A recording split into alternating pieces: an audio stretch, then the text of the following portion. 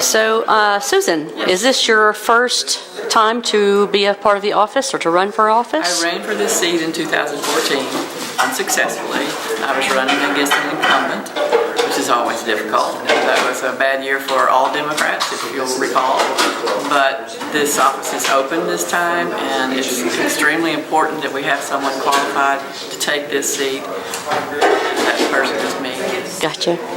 So in your history of what you've been able to deal with our current government, what's your experience been like with our current governor? Well, the Secretary of State it does deal with the governor because it's another constitutional officer. But as far as my personal experience, I've not dealt with him. I know him. We were on the campaign trail in 2014, so we were pretty much everywhere together. The Secretary of State works with it's its own constitutional office, and so it's not beholden to the governor. It does, cooperates, works with, but it's not one that answers to the governor. The Secretary of State answers to the people of Arkansas.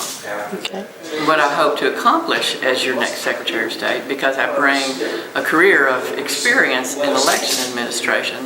I've actually worked in the Secretary of State's office under a previous administration as State Elections Director. I've also been appointed a State Election Commissioner and worked at the county level in the County Election Commission office. So my whole career has been in administering elections, ensuring voting and protecting your right to vote, and just the whole conduct of the elections itself. So what I want to bring to the current Secretary of State, open seat this time, I want to modernize voter registration. I want online voter registration. I want automatic voter registration. I want to reach the people to get them registered so that they can participate in the election process. I also want to take Arkansas to a vote-by-mail state.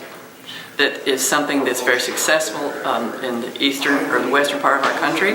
The turnout is incredibly large when people receive a ballot in their home and are able to study it and think about it and make informed decisions. We don't get to do that here in Arkansas. We go in the poll booth for 5 minutes and cast a ballot on whomever we decide is a nice name, I suppose. But we do have vote by mail in Arkansas already. It's called absentee. I only wish to expand it to reach more people. And we're seeing polling locations being closed all across our state as well as the nation.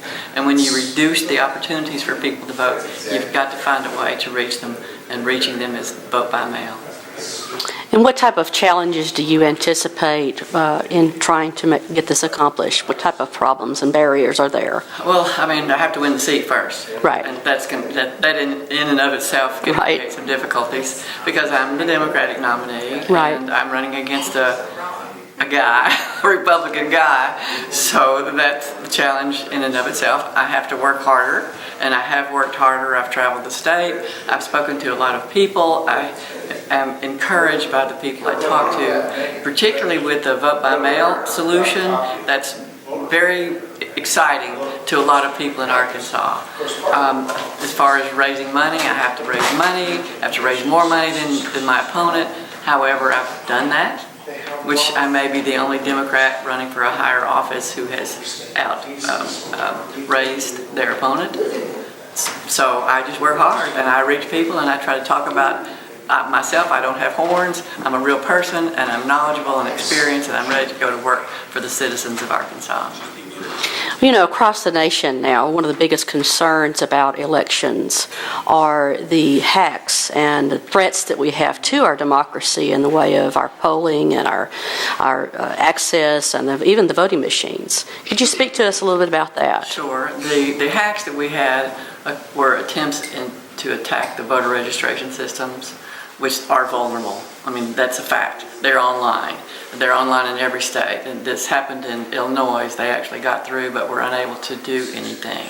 So this system, hopefully, our current Secretary of State has good cyber walls and protections. But beyond that, each county maintains a backup of their own rolls.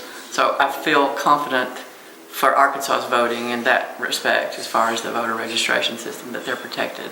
I will make sure of that when I get in the office. But the voting equipment now is not attached to the internet, so there's no possibility of it being affected. So a lot of people are under the impression that they should opt to do a paper ballot this year. Would you recommend that? Sure. I mean, in Arkansas, you have to have, to get absentee by mail, you have to have an excuse to receive a ballot in that manner. And that's you're either unavoidably absent from the poll on election day or you're physically ill and unable to get to the polls. But you can request an absentee ballot. There's some counties, actually, that vote by paper ballot in their polling locations. That's kind of different across the state. And some of the newer voting equipment that is being installed and set up for use in our general election has a paper ballot too. Right. So, I mean, there's a paper ballot backup for all of the voting machines in Arkansas. Well, you mentioned that none of the voting machines are actually hooked up to the internet at the time of their voting. The process from there, those particular figures, how are those taken from the voting precincts?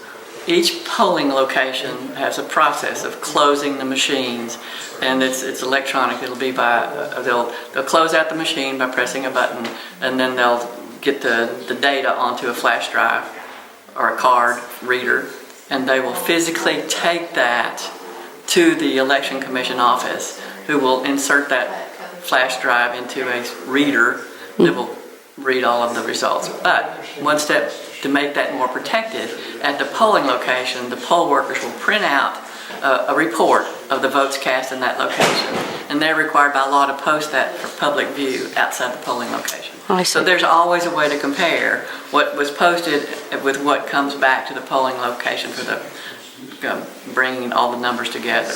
Now, at the Election Commission office, when they bring all the votes and total, they'll either distribute that presentation of paper to the public, but they also will go online to the Secretary of State's office, actually, and enter their results. They'll enter it through a portal that they have a password and a username, and they'll enter their results for display across the state. Okay.